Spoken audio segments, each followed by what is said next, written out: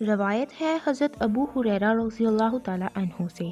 فرماتے ہیں فرمایا رسول اللہ صلی اللہ علیہ وآلہ وسلم نے، جب رمضان آتا ہے تو آسمان کے دروازے کھول دیے جاتے ہیں، اور ایک روایت میں ہے کہ جنت کے دروازے کھول دیے جاتے ہیں اور دوزخ کے دروازے بند کر دیے جاتے ہیں، شیاطین زنجیروں میں جکڑ دیے جاتے ہیں، ایک روایت میں ہے کہ رحمت کے دروازے کھولے جاتے ہیں۔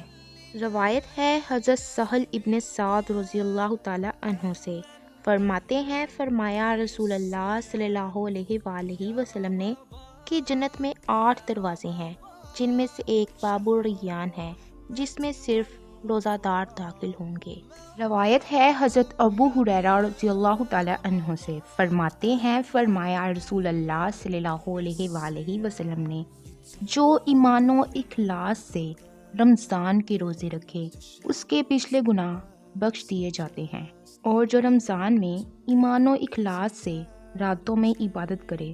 تو اس کے پچھلے گناہ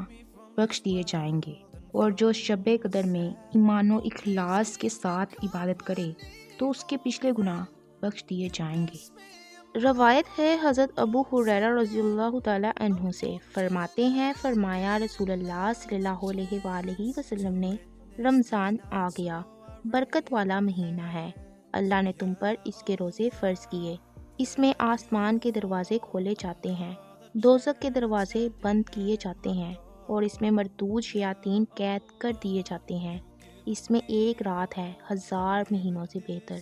جو اس کی خیر سے محروم رہا وہ بالکل ہی محروم رہا۔ روایت ہے حضرت ابو ہریرہ رضی اللہ تعالیٰ عنہ سے، فرماتے ہیں فرمایا رسول اللہ صلی اللہ علیہ وآلہ وسلم نے کہ جب ماہ رمضان کی پہلی رات ہوتی ہے تو شیاطین اور سرکش جن قید کر دیے جاتے ہیں اور دوزخ کے دروازے بند کر دیے جاتے ہیں کہ ان میں سے کوئی دروازہ کھولا نہیں جاتا، اور جنت کے دروازے کھول دیے جاتے ہیں جن میں سے کوئی دروازہ بند نہیں کیا جاتا، اور پکارنے والا پکارتا ہے کہ اے بھلائی چاہنے والے آ، اور برائی چاہنے والے باز آ، اور اللہ کی طرف سے لوگ آگ سے آزاد کیے جاتے ہیں۔ یہ ہر رات ہوتا ہے۔